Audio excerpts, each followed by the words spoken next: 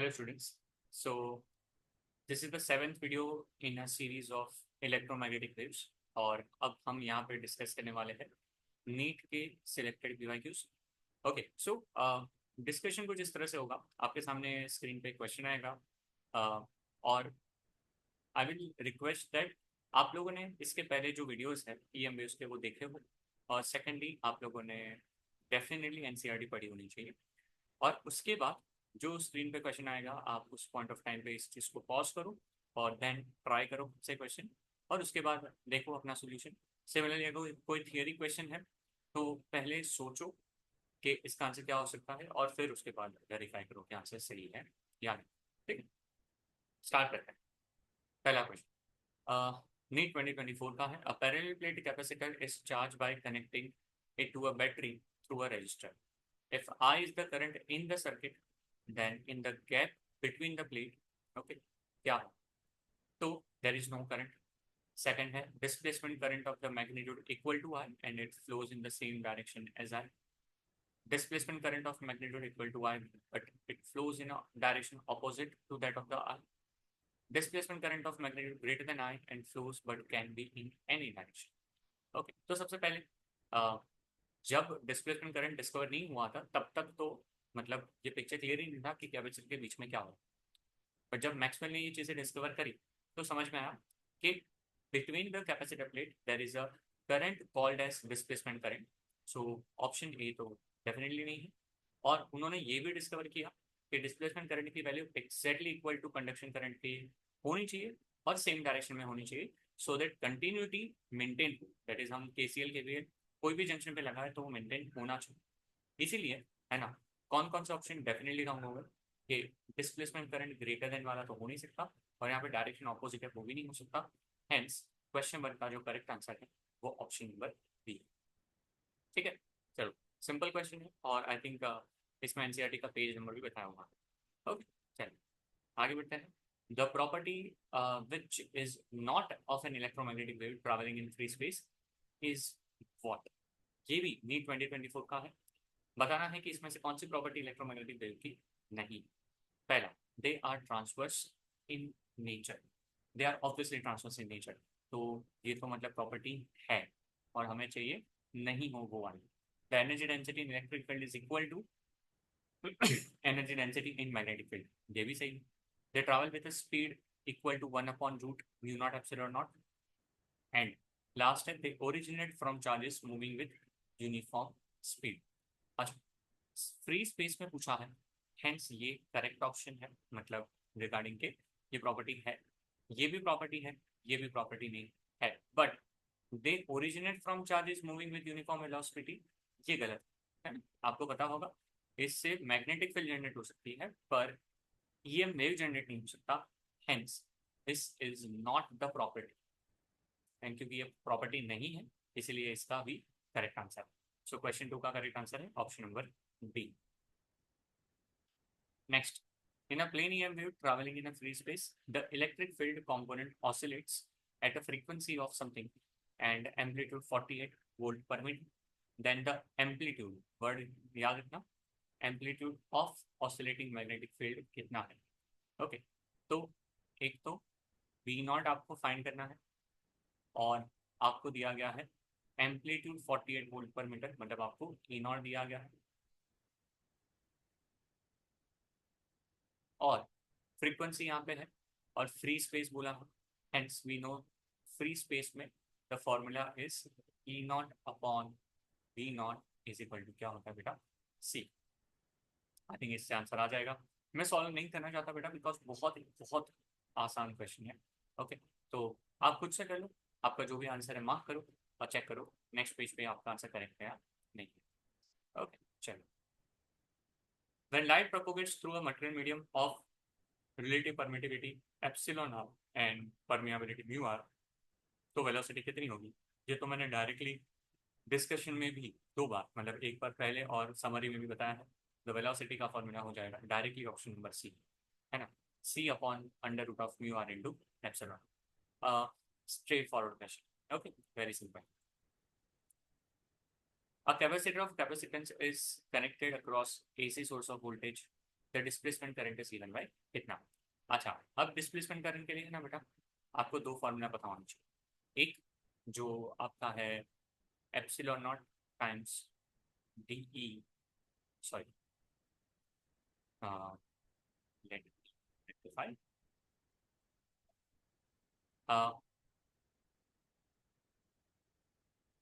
एक आपके पास c d v by d t, ठीक है।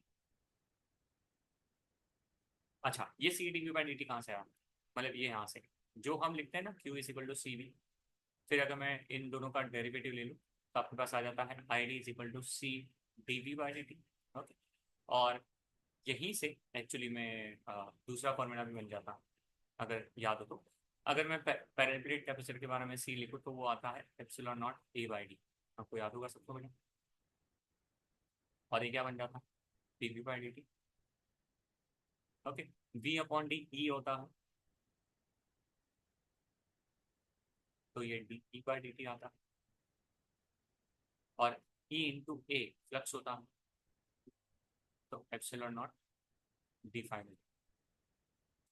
तो आपके पास अब दो फॉर्मूला है, एक तो या तो ये यूज कर सकते हो बेटा, या तो आप ये यूज कर सकते हो, ठीक है। अच्छा, अब मुझे यहाँ पे यूज करना पड़ेगा c d v by d t, तो मुझे v naught sine omega t का डेरिवेटिव लेना पड़ेगा। तो I d equal to c, v naught sine omega t का डेरिवेटिव क्या होगा, वी नॉट तो वी नॉट ही रहेगा, साइन ओमेगा टी का डेरिवेटिव हो जाएगा omega cos omega t. Perfect, हो गया, मतलब बहुत बहुत लाइट क्वेश्चन भी नहीं है, ठीक है। So answer is v naught into omega c, ठीक है। तो चलिए यही था, उतना ही, मतलब और कुछ था भी नहीं इसमें। Next, for a plane EM wave propagating in x direction, which one of the following combination can give the possible direction for E and B respectively? अच्छा, एक चीज क्लियर करो, आपका जो E वेक्टर है और उसका क्रॉस प्रोडक्ट B वेक्टर करोगे तो उसका आंसर जो है वो डायरेक्शन ऑफ प्रोपोगेशन होगा, और डायरेक्शन ऑफ प्रोपोगेशन बोला है एक्स डायरेक्शन। आपको क्या बोला गया बेटा, एक्स डायरेक्शन। तो मतलब x direction, let us consider के मतलब स्पेसिफाई नहीं किया तो अभी के लिए आई कैप पकड़ लो। परफेक्ट, तो मुझे ऐसा करना है कि ए बी सी डी क्या क्रॉस प्रोडक्ट का आंसर मतलब आई कैप हो सकता है। सेकेंडली, और एक चीज भी आपको पता होनी चाहिए, क्योंकि ई और बी हमेशा परपेंडिकुलर टू टीच अदर होती है, तो उनका डॉट प्रोडक्ट जो है वो जीरो होना चाहिए, उनका डॉट प्रोडक्ट क्या होना चाहिए, जीरो होना चाहिए। तो उस तरह से भी आप चेक कर सकते हो। तो पहले अगर मैं बात करता हूँ ए की, तो ए तो गलत ही, आई थिंक सबको समझ में आ गया होगा, ए तो गलत ही। Why A is wrong, because j plus k तो पैरेलल वेक्टर हो गया, सिमिलरली ये भी गलत हो गया, बराबर। अब इसको चेक करो, क्या इन दोनों का डॉट प्रोडक्ट का आंसर आएगा जीरो। सो जे डॉट माइनस जे, इसका आंसर -1 आएगा, प्लस के डॉट के, इसका आंसर 1 आएगा, तो आंसर जीरो, सही। और इसका आंसर चेक करो, माइनस जे और माइनस जे, ठीक है, इसका आंसर क्या आएगा, if you multiply minus J plus minus J, so J dot J 1 और माइनस माइनस प्लस 1। सिमिलरली के माइनस के, इसका आंसर क्या आएगा, -1 आएगा क्या, आंसर चेक करो, जीरो आएगा। तो अब दोनों का आंसर जीरो आ रहा, आई थिंक प्लीज चेक, दोनों का आंसर क्या आ रहा है, जीरो। क्या दोनों के क्रॉस प्रोडक्ट से एक बार चेक कर सकते हैं, जे प्लस के और माइनस जे प्लस के से क्या आंसर क्या आ सकता है। सो लेट अस से जे प्लस के क्रॉस माइनस जे प्लस के, अगर हम चेक करते हैं तो जे क्रॉस माइनस जे वो तो जीरो होगा, जे क्रॉस के एक बचेगा, प्लस के क्रॉस माइनस जे बचेगा। अब नाउ जे क्रॉस के आई बचेगा, सही है। के क्रॉस जे माइनस आई होगा और माइनस माइनस प्लस होगा, के प्लस आई हो सकता है, इसका आंसर क्यों आया है, ये चेक कर लेते हैं, माइनस जे माइनस के, सो माइनस जे क्रॉस माइनस के प्लस के क्रॉस माइनस जे।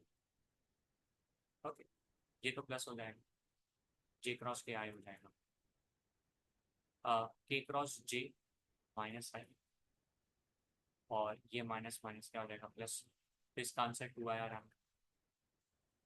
ये दोनों का जो वेक्टर है ये ऐसा हो रहा है कि दोनों पॉसिबल हो रहे हैं। ओके, तो अब चेक कर लेते हैं। मुझे लग रहा है कहीं ना कहीं ऑप्शंस में कुछ तो गड़बड़ हो रहा है। ठीक है, मेरे हिसाब से एक बार सॉल्यूशन चेक करेंगे तो आइडिया लगेगा। इन्होंने बी आंसर दिया है। ओके, तो we know that e and b are perpendicular to each other, ये सही है। सो ए तो गलत ही है। बी में उन्होंने लिखा है माइनस जे प्लस के, और माइनस के ये जीरो हो रहा है, तो बी उन्होंने करेक्ट आंसर दिया है, सही। बट आई थिंक उस हिसाब से सी ऑप्शन भी कोई गलत नहीं लग रहा, क्योंकि जे डॉट जे जो आंसर आएगा वो तो 1 आएगा, पर वो -1 हो जाएगा बिकॉज ऑफ दस पर्टिकुलर साइन, और ये भी 1 हो जाएगा। मुझे लग रहा है कहीं ना कहीं ऑप्शंस में इन्होंने लोचे मारे हैं शायद। जो मुझे याद है तब तक ये जे प्लस के साथ जे माइनस के, ठीक। अगर ये होगा तो करेक्ट हो जाएगा, क्योंकि जे -1 हो जाएगा, और प्लस माइनस ये भी -1 हो जाएगा, ये -2 हो जाएगा। तो उस केस में ये डेफिनेटली वेरीफाई नहीं होगा। ठीक है, सो साइंस में थोड़े से एरर है, मतलब ऑप्शंस में यहाँ पे प्रिंटिंग मिस्टेक्स है। ठीक है, आप चाहे तो एक बार वेरीफाई कर सकते हो और देख सकते हो कि जो ऑप्शंस में बता रहा था वो करेक्ट है या नहीं। ठीक है, by the way you know the method now. तुम्हें जो भी दो वैल्यू दी गई है उसके क्रॉस प्रोडक्ट लेने हैं, या तो डॉट प्रोडक्ट लेना है। डॉट प्रोडक्ट का आंसर 0 होना चाहिए, क्रॉस प्रोडक्ट का आंसर जैसे मैंने बताया कि जो डायरेक्शन ऑफ प्रोपोगेशन है वो आना चाहिए। ठीक, चलो next. The magnetic field in a plane electromagnetic wave is given by Vy is equal to something, और आपको उसकी वेवलेंथ निकालनी है। ये आपके पास जो दिया गया है वो आपका k होगा, आपको पता है क्योंकि k x plus omega T है। सो k की वैल्यू है पाई इंटू 10⁻³ और आपको पता है कि इसको हम इक्वेट कर सकते हैं 2 पाई बाय लैम्बडा से, क्योंकि k का फॉर्मूला ये होता है। That's it. मैं इसके आगे नहीं जाऊँगा क्योंकि अब चीज़ें ईजी है, आप डेफिनेटली फाइंड कर सकते हो कि लैम्बडा की वैल्यू क्या होगी। Very simple. अब the ratio of contributions made by the electric field and magnetic field component to the intensity of EM wave. Okay, I think अगर हम लॉजिकली भी जाए तो इंटेंसिटी के फॉर्मूला में यू एवरेज इंटू सी आता है, और तुम्हें पता है कि यू एवरेज की वैल्यू या तो half epsilon naught e naught square होगी, या तो half b naught square by 2 mu naught होगी। दोनों का वैल्यू सेम ही होता है, हेंस कंट्रीब्यूशन 1:1। मतलब दैट्स द लॉजिक। बाकी अगर डेरिवेशन वाइज जाओ तो इतना बड़ा करना पड़ेगा, और मुझे नहीं लगता कि इतना बड़ा करने की जरूरत है। ठीक है, derivation. So think answer is 1:1। Light with average flux 20 watt per centimeter square falls on a non-reflecting surface. So very important. At normal incidence having surface area 20 centimeter square. The energy received by the surface during the time span of 1 minute is how much? By the way, ये जो flux है, ये जो बोला है, आप unit से पता कर सकते हो कि इंटेंसिटी है। ओके, और इंटेंसिटी के लिए मैंने आपको बताया था कि आप उसको लिखना चाहिए एनर्जी अपॉन एरिया इंटू, और आपको लेकिन एनर्जी ही फाइंड करने की बताऊँ तो आपको एनर्जी को लिखना चाहिए, it should be intensity into area into time. आपको तीनों को मल्टीप्लीकेशन करना है। Do not convert centimetre square because वो कट हो जाएगा, और मिनट को सेकेंड्स में कन्वर्ट करोगे फॉर जूल। अगेन कैलकुलेशन आपके ऊपर है, do that and let me know आपका आंसर क्या है। Next, in EM wave in free space the root mean square value of electric field ERMS is this, then what is the peak value? Okay, I think ये भी बहुत ज़्यादा easy है। आपको पता है कि E naught upon b naught आपका C होता है। Okay, ERMS is E naught by √2। Perfect, तो E naught is √2 times √2 times ERMS upon b naught is equal to C। बस अब ये वैल्यू सब्स्टिट्यूट करो, चेक करो आपका बी नॉट कितना आता है। मुझे लग रहा है तब आपको समझ में आ रहा होगा कि EML के क्वेश्चंस करने के लिए आपको लेस देन 1 मिनट लगेगी, तो मतलब उतने इजी क्वेश्चन है और उतना इजी चल रहा है। 100 ohm resistance and capacitance, capacitor of 100 ohm reactance, मतलब आपको R 100 दिया है और आपको XCB 100 दिया है और उसको कनेक्ट किया गया है 220 वोल्ट सोर्स पे। When capacitor is 50% charge the peak value of the displacement current is out. अब यहाँ पे प्रॉब्लम ये है, यहाँ पे पूछा है when the capacitor is 50% charge, but then comma के बाद जो स्टेटमेंट है वहां पे पूछा है the peak value of displacement current. तो अब पहले वाले स्टेटमेंट का दूसरे वाले स्टेटमेंट जो पूछा है उससे रिलेशन इसके लिए नहीं है, क्योंकि पूछा है peak value of displacement and peak value तो एक ही होती है, मतलब फिक्स होती है। तो कैपेसिटर 50% चार्ज हो 25% चार्ज हो, पर अगर वो पूछे डिस्प्लेसमेंट करंट की मैक्सिमम वैल्यू कितनी है, वो तो फिक्स ही होगी।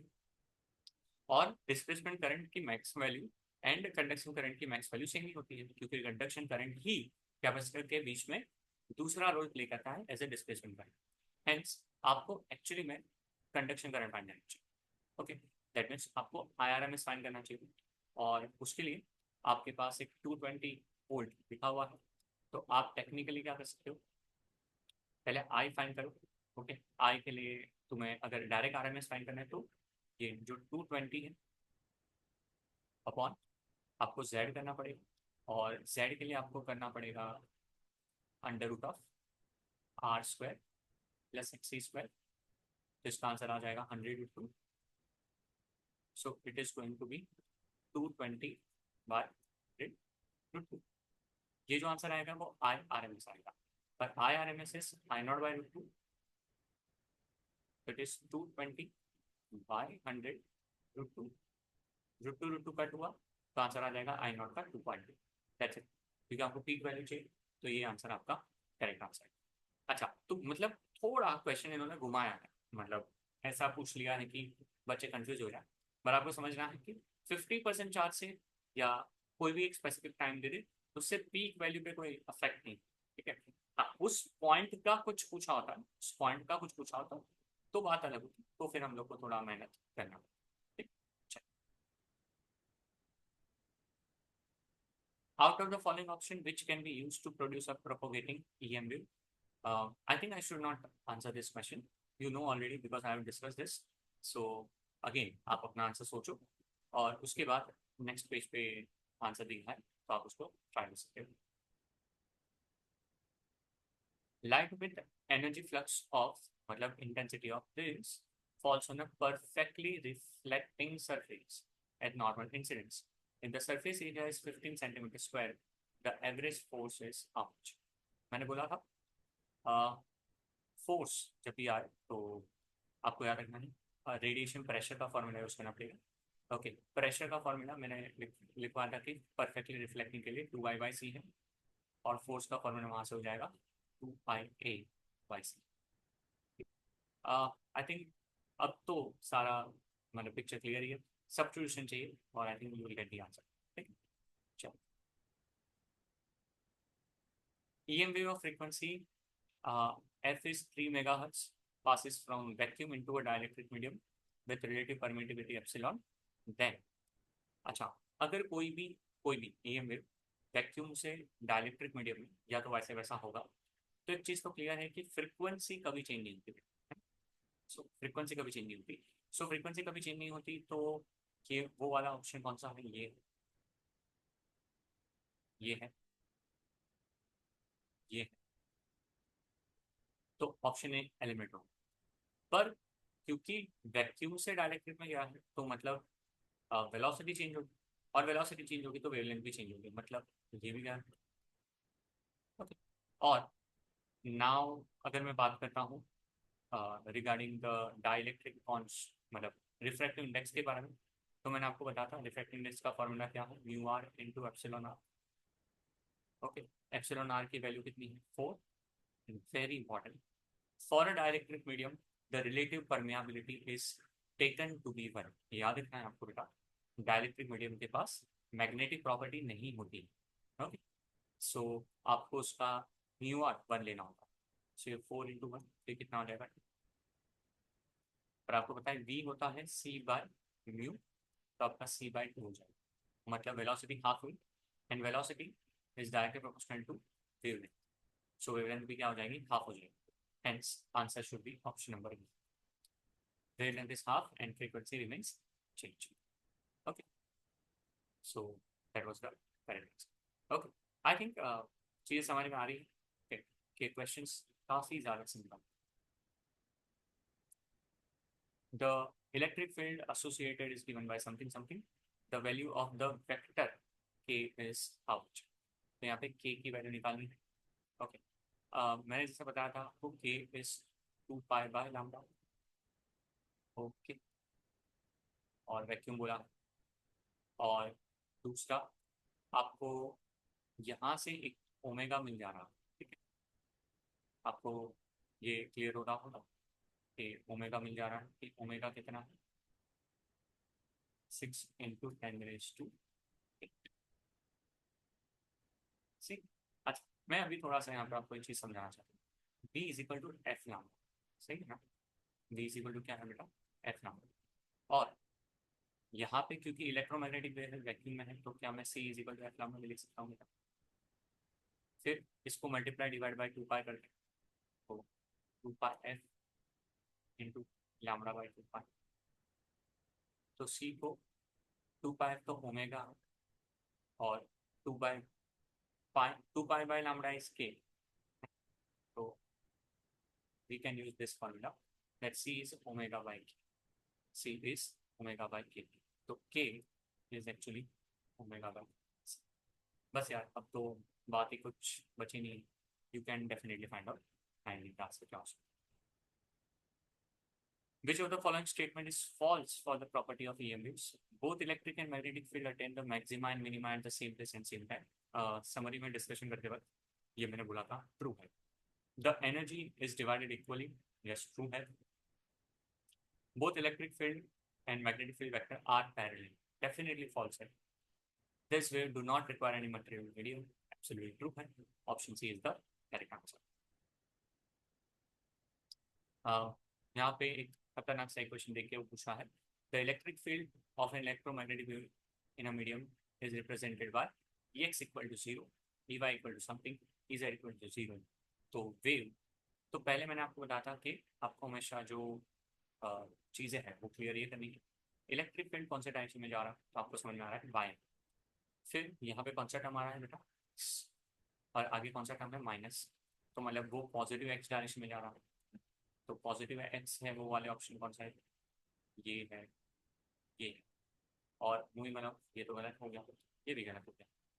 और फिर मतलब आपको ये देखना है कि ये जो पार्ट है वो ओमेगा होता है। सो ओमेगा इज 2 पाई, और ये हो जाएगा पाई इंटू 10⁻⁻²।